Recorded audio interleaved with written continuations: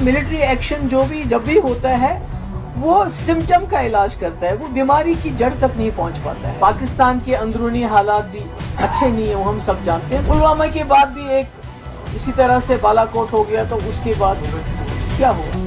अगर फोन उठा के एक दूसरे से बात कर लें इस वक्त की बहुत हो गया, आपने जो करना था आपने कर लिया, हमने जो करना था हमने कर लिया, मगर बीच में जम्मू कश्मीर के मासूम लोग मारे जा रहे हैं।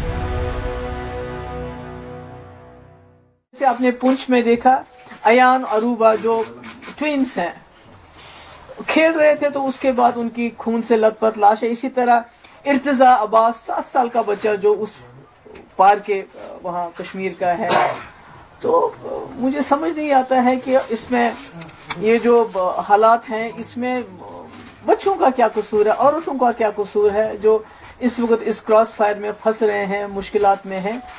तो पुलवामा हो या पहलगाम हो, ये दोनों ऐसे हादसे हैं जिन्होंने हमें याद दिलाता है कि इसने 2 मुल्कों को तबाही के दहाने पे लाया, यानी कि इस पूरे रीजन को कैटास्ट्रॉफी के दहाने पे लाया। और अगर खुदा ना खास्ता ये आगे चलता है तो पूरी दुनिया में बर्बादी होने का खतरा है। तो करगिल हो, पठानकोट हो, पुलवामा हो या पहलगाम हो, तो हमने देखा है कि मिलिट्री एक्शन जब भी होता है वो सिम्टम का इलाज करता है, वो बीमारी की जड़ तक नहीं पहुंच पाता है। तो इसलिए उससे कोई हमें ना तो हल मिल जाता है और ना ही कोई उससे अमन जो हमेशा कायम रहे वो मिल जाता है। तो ऐसे में मैं समझती हूँ कि जो हमारा मुल्क है वो पूरी दुनिया में एक बहुत बड़ी फोर्स बन के उभर रहा है इससे। और इसी तरह पाकिस्तान के अंदरूनी हालात भी अच्छे नहीं है, वो हम सब जानते हैं। तो ऐसे में दोनों मुल्कों का कोशिश ये होनी चाहिए कि हम आपस में जो है पॉलिटिकल इंटरवेंशन होना चाहिए। मिलिट्री इंटरवेंशन से कुछ हासिल नहीं होगा। हम देख रहे हैं पुलवामा के बाद भी एक इसी तरह से बालाकोट हो गया, तो उसके बाद क्या हुआ? आज पहलगाम हुआ, तो इसके बाद ये जो हो गया आर पार जो इस वक्त हो रहा है, मुझे लगता है कि मेरी आई अर्ज दोनों तरफ से की जो लीडरशिप है कि उनको मेरी ये गुजारिश है कि ये जो अटैक्स हैं इनको खुदा के लिए बंद कर लीजिए।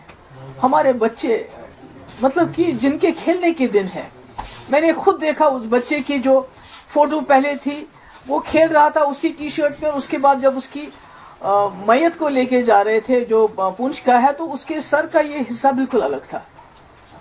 तो यही हाल उधर है, उस साइड में भी है।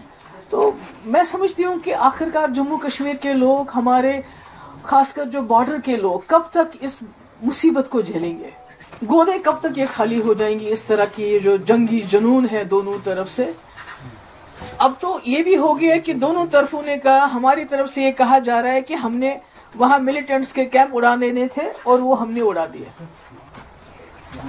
उनका पर्पस सर्व हो गया। जो बहुत ही वो कहते हैं मेजर हमने एक स्ट्राइक की। तो इसी तरह से पाकिस्तान का क्लेम है कि हमने जी 5 जेट उड़ा दिए, हमने जी ब्रिगेड हेडक्वार्टर उधर पुंछ का तबाह कर दिया, हमने चौकियां तबाह करी, यानी कि दोनों ने हिसाब बराबर कर दिया। तो फिर हमारे बच्चों को क्यों मारा जा रहा है? हमारे लोगों को क्यों इस तरह से उनका खून क्यों बहाया जा रहा है? तो मेरी गुजारिश है, आई अपील, मैं वहां की लीडरशिप को भी अपील करना चाहती हूँ। यहाँ प्राइम मिनिस्टर मोदी जी आपने खुद कहा था कि आजकल के अब जो वक्त है, जो एरा ऑफ वार खत्म हो चुका है। जब आपने यूक्रेन के मसले में बात की, आपने कहा era of war is over, अब डायलॉग जो पॉलिटिकल इंटरवेंशन की जरूरत है। अब मसले मसाइल को पॉलिटिकली रिजॉल्व करने की बात है। अगर दोनों प्राइम मिनिस्टर हैं, एक वहां है एक यहाँ है, अगर फोन उठा के एक दूसरे से बात कर लें इस वक्त की बहुत हो गया, आपने जो करना था आपने कर लिया, हमने जो करना था हमने कर लिया, मगर बीच में जम्मू कश्मीर के मासूम लोग मारे जा रहे हैं, इसलिए इसको रुकना चाहिए। फिर से एक बार गुजारिश है कि ये जो इस वक्त हालात हैं, जो खुदा ना खास्ता दोनों न्यूक्लियर पावर हैं, जंग के दहाने पे हम पहुंच गए। ये तो खाली सबसे पहले तो हम जम्मू कश्मीर के लोग उड़ जाएंगे, उसके बाद ये दोनों मुल्क अगर न्यूक्लियर खुदा ना खास्ता इसमें इंटरवेंशन हो जाता है तो कौन बचेगा? न ये रीजन बचेगा और न सारी दुनिया भी नहीं बच सकती इसमें। तो इसलिए मेरी गुजारिश है, दोनों तरफ की जो लीडरशिप है, चाहे पाकिस्तान में मिलिट्री लीडरशिप इन कंट्रोल है, हमारे मुल्क में तो एक डेमोक्रेटिक सिस्टम है, मेरी गुजारिश है कि ये अटैक्स बंद कर लीजिए, बहुत हो गया।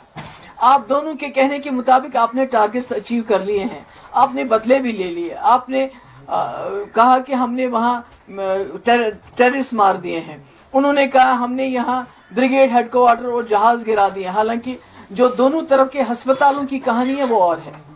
جو ہم وہاں کے ہسپتالوں کی فوٹیج دیکھتے ہیں اور یہاں کے ہسپتالوں کی فوٹیج دیکھتے ہیں, چاہے وہ پونچھ ہو, چاہے وہ اڑی ہو, چاہے کوئی اور جگہ ہو, چاہے پار ہو, تو وہاں ہمیں ہسپتالوں میں بچے بچیاں خون سے لت پت ملتے ہیں, بزرگ خون سے لت پت ملتے ہیں.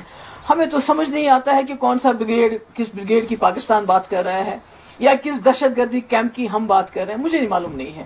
سچ تو I don't know whenever the truth is going to come out. تو اس لیے میری گزارش ہے دونوں طرف سے کہ اس سلسلے کو بند کر لیجئے اور جیو اور جینے دو. وہاں بھی آپ بھی جی لیجئے آرام سے, ہمیں بھی جینے دے دیجئے.